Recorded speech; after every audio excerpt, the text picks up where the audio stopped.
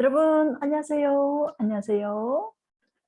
сәлеметсіздер ме кеш жарық менің каналыма қош келдіңіздер. Бұл каналда біз корей тілін үйренеміз. Менің атым Айғаным. Корей тілінен сабақ беремін. Корей тілінің мұғалімі. Алдыңғы сабақтарда біз қосарлы дауыссыз дыбыстары саңжағымды үйрендік. Және тағы нені үйрендік? Патчим. Yani mаңызды тақырып патчимді үйрендік. Бұл сабақта біз дифтонттарды үйренеміз. Дифтонт дегеніміз не? Дифтонт бұл бір немесе екі-үш дыбыстың қосылып, яғни бір дыбысты беру. Қосылып бір дыбысты беруін біз дифтонт дейміз. Жақсы, корей тілінде 11 дыбыс бар. Жақсы, оларды үйренейік. Жақсы, дифтонттар. Ең бірінші дифтонт бізде А, И деп тұр. Екі әріптің қосылуы, яғни Бізде орыс тілінде деген әріп бар, элеватор дейміз. Келесі Я, И қосылып бізге яғни қысқа имен келесі бұл жерде кішкене жуан дауыс. Келесі бұл да О-И қосылып бізде ені береді. Келесі Йо-И қосылып бізге 알겠습니다. 사장님. 그때는 우리가 라고 해요. 자, дальше. Давайте посмотрим. 와. 되게 많습니다. 그래서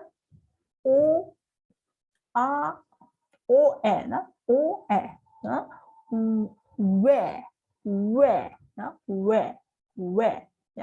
이게 뉴션 되는 거지. 근데 왜요? 자, 그래서 왜. Және ерінді домалақ бір формада ұстаймыз. Ве. Келесі во. Келесі бұла 왜.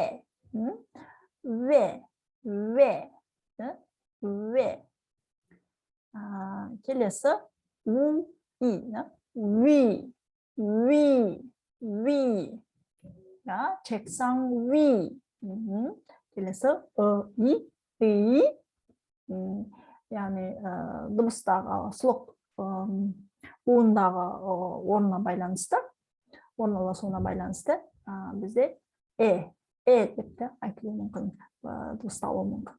Жақсы, бір қайталап өтейік.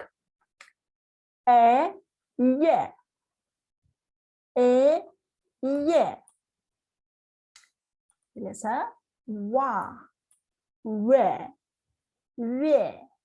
во, ве, ви, Жақсы. Енді бұл дифтонгтардың жазылуын қарайық.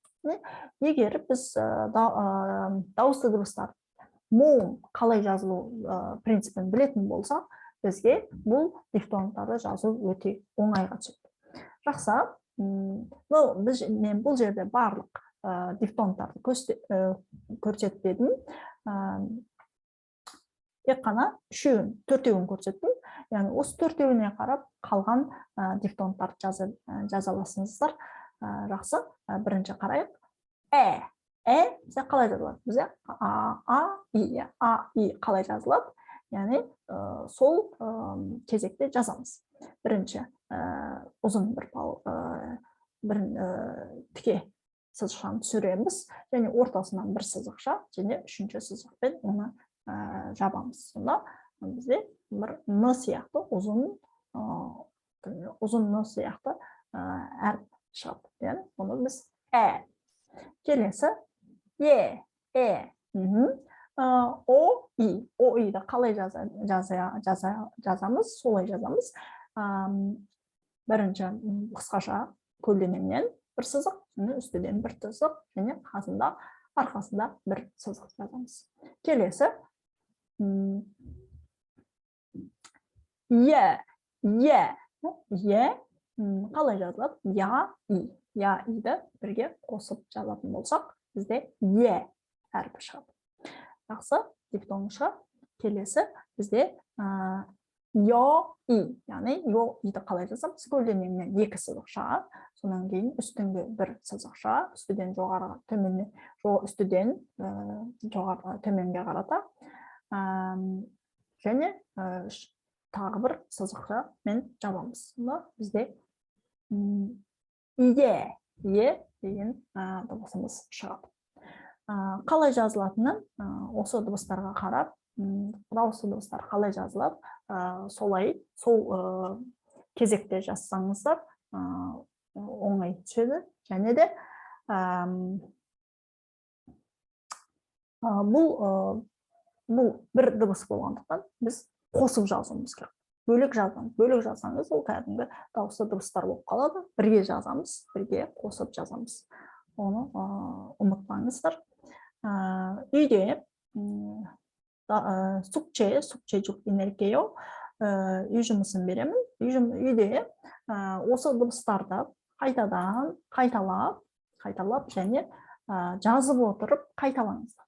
Дыбыстаңыздар, дауыстап айтыңыздар, және де жазуға тырысыңыздар. Осылай жазу принципін ұмытпаймыз. Жоғарыдан төмен қарата, және солдан оңға қарата. Осы принципті ұмытпасаңыздар, өте тез арада үйренесіздер. Жақсы, 오늘 수업은 여기까지 하고요. 모두 고맙습니다. бүгінгі сабағымыз осылай аяқталады. Бәріңізге рахмет. Келесі сабақта кездескенше, 다음 수업에 봐요.